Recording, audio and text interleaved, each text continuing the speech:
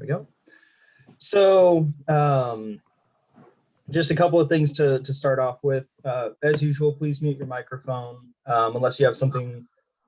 Well, I guess save all your questions until the end, unless you have something that you really need to kind of get out. And then if you need to, write it in the chat and we can get to it in the Q&A. Our speaker today is Cari Rand. He's actually from the US. He was slated to talk here in like October last year, and that was a little interrupted by a small like little hurricane thing, nothing big or anything like that.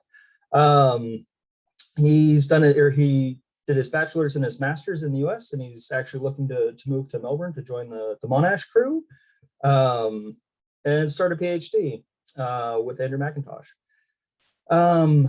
Currently, he's working as a teaching assistant and in the C14 lab at Tulane. So if everybody would just join me in welcoming Cari. So thanks for taking the time to chat with us. His talk is titled Identifying Glacial Plucking Using Paired Cosmogenic-nuclide Measurements. So I'll hand it over to Cari, and yeah, enjoy.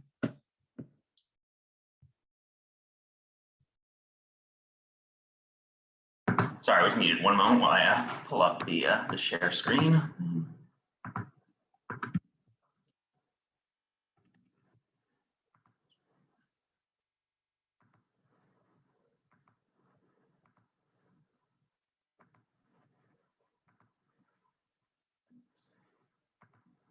Sorry, my bad.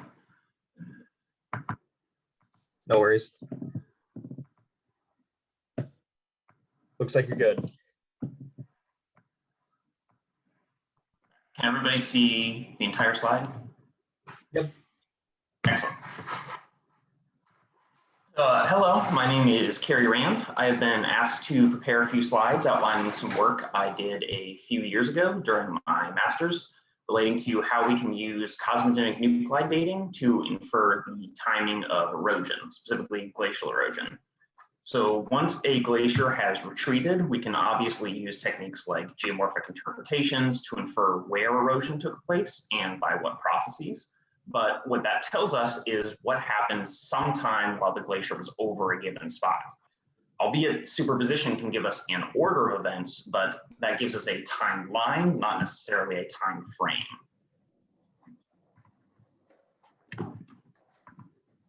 In some contexts, particularly when we're modeling the evolution of a glacial landscape, it can be preferable to be able to say something about when that erosion took place, as in, was it constant? Did it all occur in one or a few large bursts? If the latter, when did they occur? During glacial advance, retreat, sort of steady state conditions? Well, we can't answer those questions precisely. We are developing a method that we can use to spot locations where erosion took place very recently, even if no geomorphic traces of that event remain. So this work actually fell out of a different project sort of by accident. We were originally just attempting to look at the forefield of Engebran, which is a coastal glacier in north-central Norway, to see if we could test an idea of, or rather, if we could test the ideal model of glacial erosion, as in the greatest force exerted on the bed should be where the ice is thickest and fastest, as in at the center line, and that force should drop off quadratically towards the valley falls. So to look at that, we went and collected samples exclusively from striated surfaces in 2 transects that were perpendicular to the flow of the glacier. And we expected to find that model very predictive, as in we expected to find lower concentrations of these nuclides at the center line compared to along the edges of the valley due to the loss of the nuclides in the eroded material near the center line. So these are the elevation profiles that show the exposure ages we measured from each of our sample sites for each nuclide. These are naive or apparent exposure ages, as we calculated them using the concentration, production rate, and decay rates of the nuclides in question without correcting for erosion or burial. As you can see, high concentration, as in old samples, sat right next to low concentration or young samples, and our results aren't in stratigraphic order. The lower transect shows younger exposure ages than the upper transect did. Also, the radiocarbon and the beryllium-10 ages didn't always agree in our samples, and they disagreed by more in the samples that had the lowest concentrations. Consistently, when the concentrations were very low, there was an excess of radiocarbon relative to beryllium-10. So much so, in some cases, the samples plotted up above the steady state erosion curve on Laukline and Ishizumi diagrams in the forbidden zone. Additionally, when we calculated erosion depths, there was basically no spatial pattern to the erosion. The most deeply eroded samples were along the very edge of the valley, far from the current center line, and they were right next to samples that were scarcely eroded at all. The differences in concentrations were great enough that we ruled out different exposure histories as the culprit, as they would have required extremely thin tongues of ice to have extended some ways from the terminus of the glacier for a significant length of time. This left us at a bit of a loss. We didn't quite know how to interpret these results at first. However, the key lay in depth profiles of these nuclides. Here, I'm showing the radiocarbon and beryllium-10 production rates at depth normalized to their respective surface production rates as modeled by my advisor, Dr. Brent Gehring.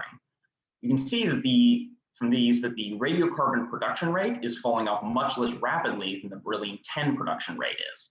What this means is that the production rate ratio increases with depth, as you can see here. So if you were to suddenly expose deeply buried rock, or relatively deeply buried rock, you'd be exposing a sample that had accumulated nuclides at a different production rate. For this pair, its ratio, the carbon to beryllium ratio, would be higher than that of the surface production rate ratio. So the way we went about checking this was by looking at to see if the nuclide ratio changes with erosional depth in our sample. And albeit with some scatter and a fairly small number of samples, that is basically what we saw in our results. Our model of what's happening here is as follows. So we start with an uncovered rock surface. Cosmogenic-nuclides accumulate in the exposed bedrock. The highest concentrations are found close to the surface, and those concentrations decrease exponentially with depth. As that surface sits exposed, its nuclide concentrations increase and its ratio decreases, such that the sample follows the zero erosion curve towards secular equilibrium, moving, for example, from the dot labeled 1 towards the dot labeled 2 over time. So far, so standard. We then cover the bedrock with ice. We prevent further nuclide accumulation. Bedrock radionuclide concentrations begin to fall as radioactive decay begins to outweigh the reduced production rate. And once buried, the sample moves down and to the left on a trajectory controlled by the decay rates of the two nuclides. Re-exposed, the sample again reapproaches secular equilibrium. But before our samples were re-exposed, their surfaces were eroded away by the glacier. Eroding the bedrock surface removes the top nuclide-rich layers first, causing apparent cosmogenic exposure durations in samples taken from the eroded surface to be too short. I should note that at Engelbrand, this signal is likely to be dominantly due to erosion by plucking. For abrasion alone to lead this signal would require it to have occurred at very high rates in the neighborhood of 1 millimeter a year, given the short burial duration of these sites. Glacial plucking, however, would effectively instantaneously expose deeply buried rock. Since our carbon to beryllium ratio increases with depth, a plucked sample will jump, as it were, up and to the left. If the plucking is sufficiently deep, the sample may plot above the surface steady state erosion curve. So we can identify plucked surfaces even if they don't show any signs of plucking. Again, all our sample sites here were polished, striated surfaces. That doesn't by itself tell us anything about the timing of the plucking. However, the important thing to remember is that while the production rate ratio increases with depth, the actual production rates, the absolute number of nuclides made per year, decrease with depth. The production rates are lower deeper in the rock, so unless the plucking that exposed the rock was recent, the higher production rates at the surface will quickly overprint or have overprinted the at-depth ratio. To conclude, cosmogenic-nuclide concentrations resulting from simple cases of plucking and exposure can be modeled, which allows us to use elevated concentrations relative to the surface production rate ratio to identify the shallowest possible plucking depth by treating the nuclide concentration as having come from a fresh surface. It also allows us to constrain the plucking depths that are possible from other plucking events with geologically plausible timings. Essentially, if we assume that the sampled surface was exposed for some period of time after being eroded, we can model how far up and to the left of its current concentration it would have to have plotted at the time of its plucking, its initial exposure. The rate at which the at-depth ratio is overprinted will depend on both which nuclides you're looking at and the location, as in the elevation and latitude of your study site. While it could or should really work anywhere, we certainly need to do some more study in order to be able to say with certainty what the magnitude and timing of these effects would be at a given site around the globe. We have done some thinking about that, but that was after this particular project concluded and I presented my thesis. So I can go into that if anybody's interested, but otherwise, my apologies. This was a bit of a short presentation, but I'm happy to take any questions if anybody has some.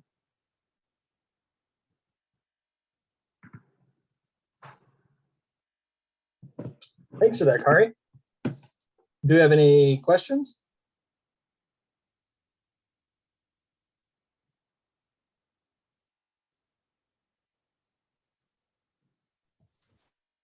So I was just wondering how this analysis affected your interpretation of your site was in Norway, right? I'm sorry, could you repeat that question? The site where you're applying this was in Norway? Yes. How did this analysis kind of influence your interpretation of kind of the events that occurred at that site? To be honest, it kind of informed our whole understanding of our results.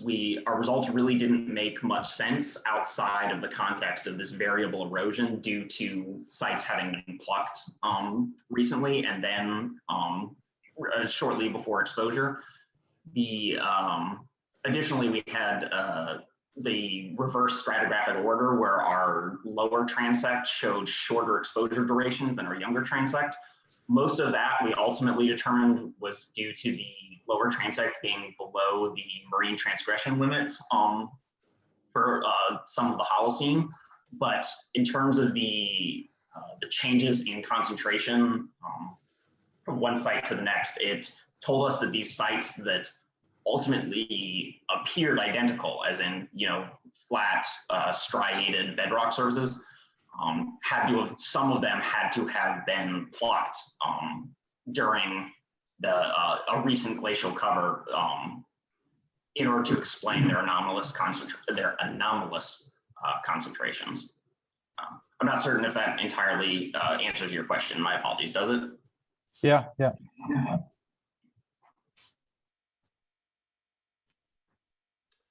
Any other questions?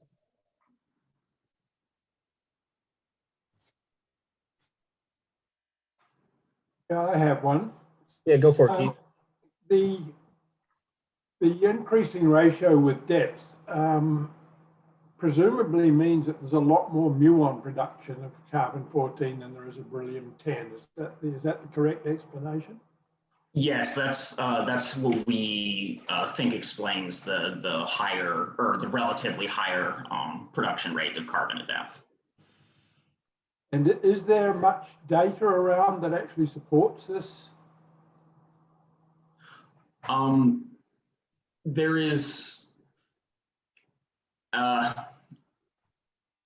There's some data that I looked at for my master's indicating that mutagenic production may be higher for radiocarbon, but I'm afraid I'm not what's the word I'm looking for? Confident enough in my particle physics to be able to say that for certain. My apologies. Okay, is there anyone else out there who can comment on this?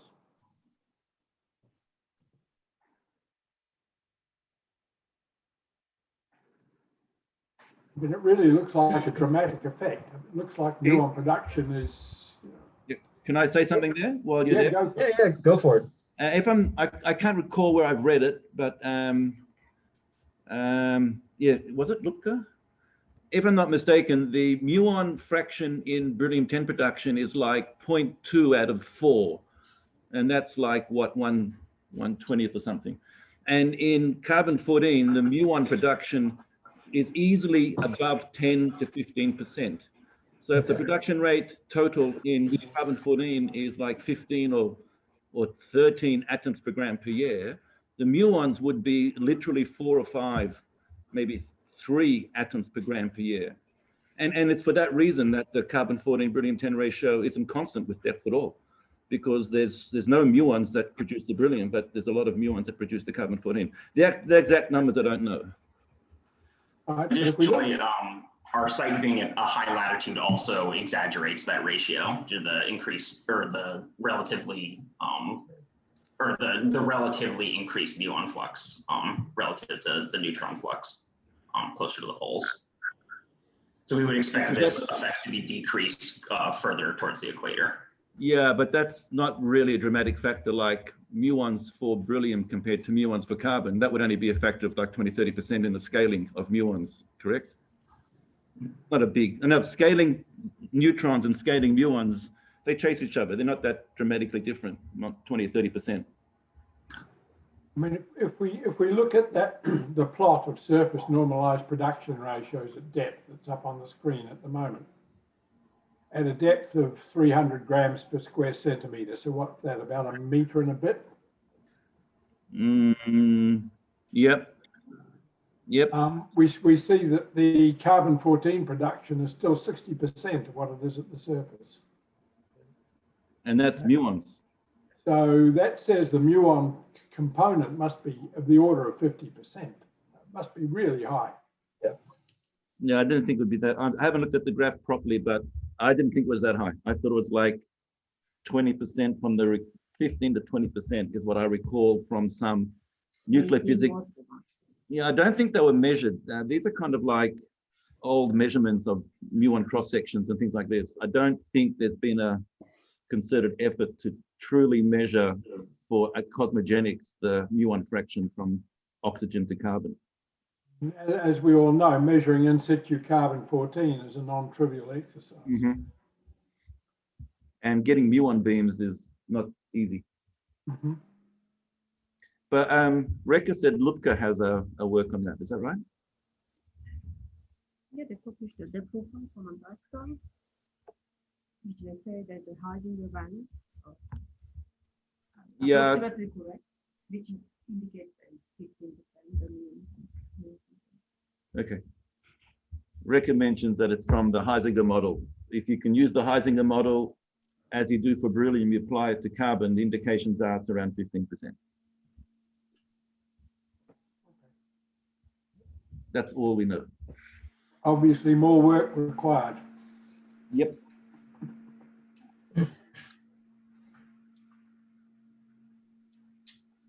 Yeah, I think the fundamental issue, though, is that in aluminium beryllium depth profiles, basically they believe the 10/26 production rate ratio is like, let's say 6 point something. And then if you take that away and you look at muons, there's a group of people that believe it's 7 or 8. And hence at depth, the beryllium 10/26 production rate ratio isn't constant continuously at 6.7, but changes slightly at deep because the muons don't follow the same ratio. In this story with carbon and beryllium, you're just amplifying that effect really dramatically.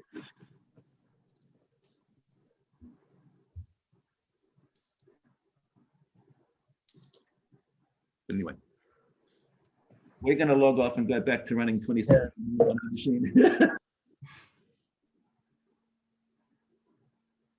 Good luck. So far, not going too well. Thanks, Keith. Have fun, both of you. Do we have any other questions for Cari?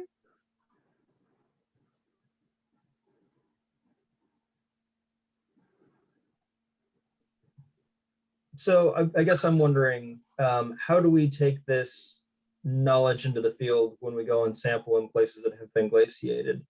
You know, how would this affect our sampling regimes? Well, the main takeaway for me is that visual determinations of sites that are simply striated, as in, you know, were eroded by were graded subglacially, don't necessarily indicate that there was a similar degree of erosion between two striated sites, even along a a transect that's perpendicular to the flow of the glacier, because like we saw here at Ingebrand, the cover of this site was. This site was only recently uncovered in historic times. There are photographs of our sample sites being under ice, which means that whatever abrasion happened had to have happened after this plucking occurred in order to leave these sites looking like they were. So if one was attempting to study specifically abrasion processes, one would have to, I think, probably have to look at paired nuclides in order to make sure that you were getting a site that hadn't been abruptly plucked or something like that. Right.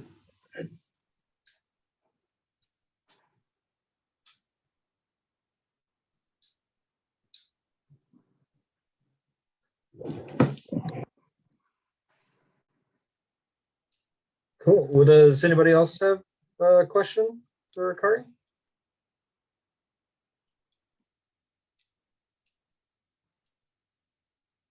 Carson, you look like you want to ask something.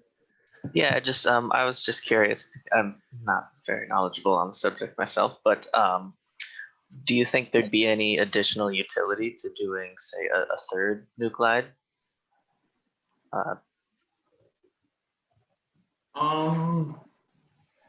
I'm not 100% certain. I don't know how it would work graphically. As far as identifying, I think it's 1 moment.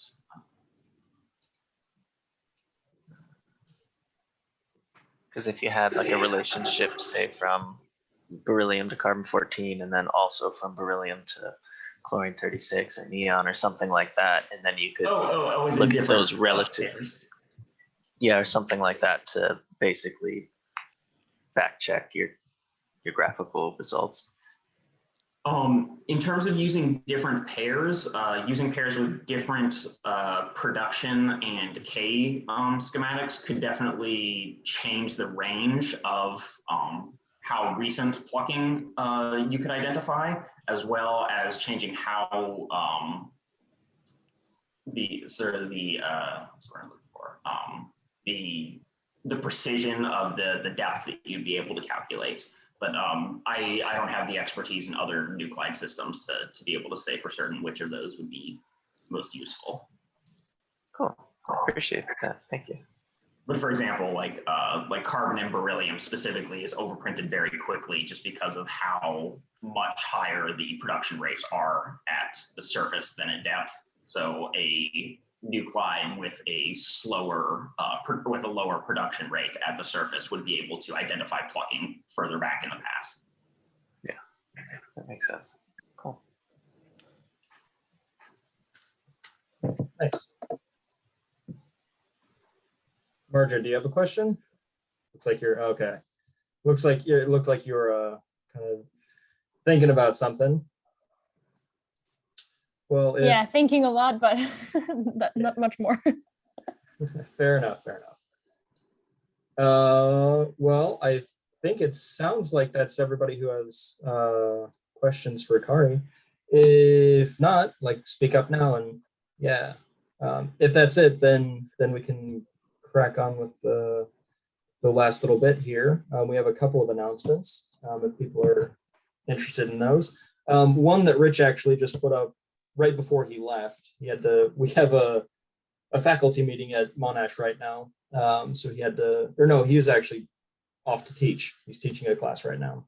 But he did mention that we're looking for a PhD student to work alongside Cari, working in East Antarctica on ice sheet histories using 10 beryllium and then carbon-14. So if you know anybody that's interested in those kinds of projects that's looking for a PhD, please get in contact with us, either through you can send me an email, you can send Rich an email, you can send an email to the Cosmo Collective website, or I guess email address, and I'll get that sorted out with who it needs to go to. But yeah, we definitely wanted to kind of put that out there. Then there were a couple of things that we wanted to just mention. One is that we're thinking about changing how we do kind of paper announcements. One thought was that we could have people, as they're going through the literature on their own, looking for their own research, if they see something that's really interesting, send it to the email address, and then I can distribute the DOI and the name and paper authors and all that stuff for kind of other people to kind of disseminate that information a little bit more broadly. And we're thinking more towards, like, you know, brand new research that you know is currently coming out and all that good stuff. What does the community kind of think about that? Like, is that something that people would like to see happen? I mean, typically what we've been doing with people in our little community, just kind of sharing their new research, hasn't really gotten us very much kind of interconnection. So we're thinking this might be a different way to approach that same topic. What does everybody think about that? I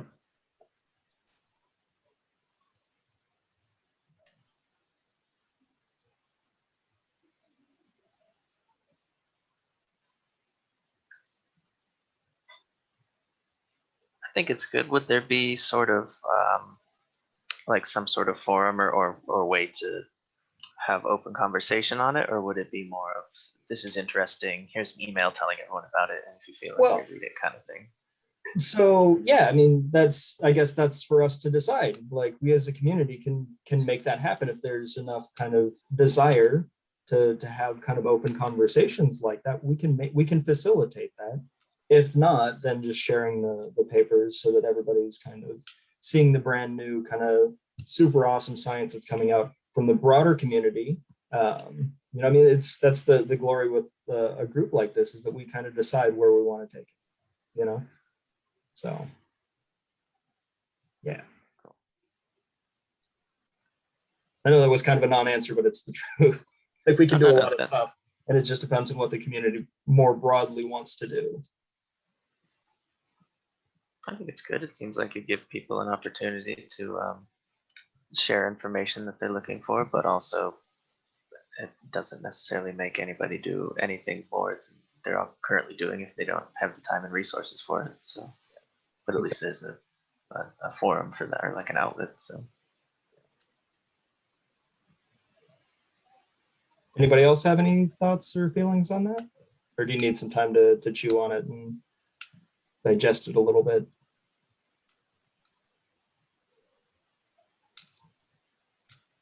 We'll take the silence as some time to chew and digest. Our next presenter will actually be Sean Eames, and he'll be talking about some of the work that was done at Dark Glacier a couple of years ago. He hasn't gotten back to me with a solid date yet, but it'll either be the 17th or the 24th of June. So look forward to that. I'll make sure to disseminate that here in not very long. Let's see. And then kind of the final thing that we wanted to just chat with everybody about. I was approached by Greg Balco about a week ago, actually. He's found out about our group. And he has, I don't know how many of you are actually have used his ICE-D products. So there's ICE-D Alpine, and then there's ICE-D Antarctica. And they're effectively large, freely available, easily accessible data stores that you can both put your data into to share more broadly, but also kind of harvest data out of and look at more kind of synoptic scale kind of processes. So erosion rates in a specific area, or, you know, thinning histories from glaciers over a broader area, that kind of fun stuff. And one of the things that he was interested in is knowing if there was enough interest in from our group to actually run a little workshop where we could do one of a couple of things. Either, you know, learn how to input data, which I think that the input side for specific locations around the planet actually needs some work, and that's something that Greg knows and that he's kind of keen to rectify, but also be able to harvest some data out of. And he was curious if there was enough desire from our group to run something like that.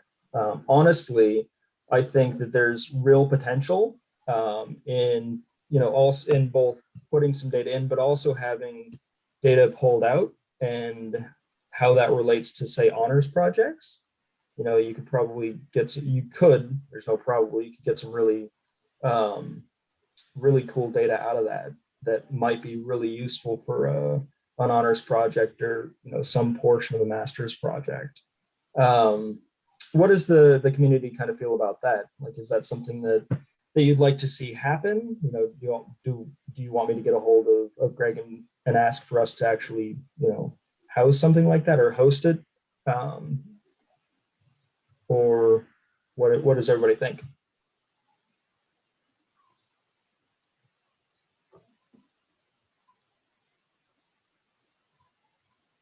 Carson says thumbs up.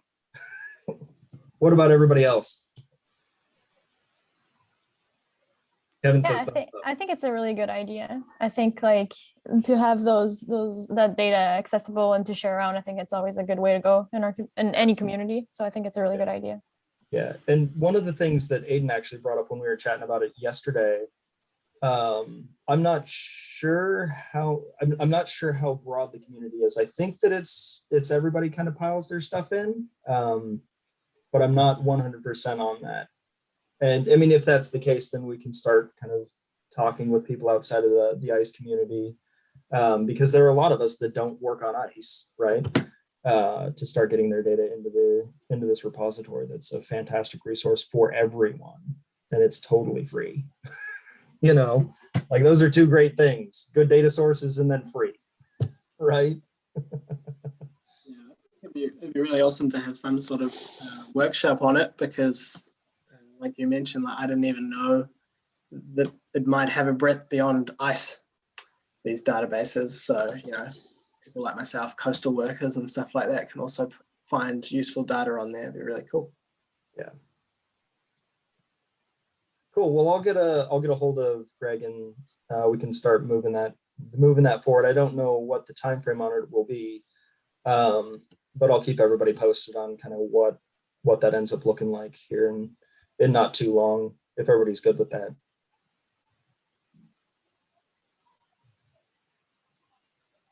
Cool. I think that's it from us, unless anybody has any comments, questions, or some topic in the science that's just more recent that they want to talk about in the group. Anybody feel that way?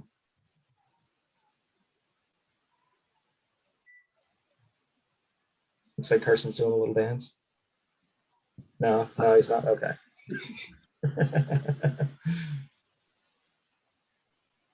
All right. Well, if that's it, I would really like it if we all thank Cari for his wonderful presentation today. It was actually really cool to see that work. So thank you very much. And we'll look forward to seeing everybody here in about a month, maybe a little bit more. We'll see. Take it easy until then, folks.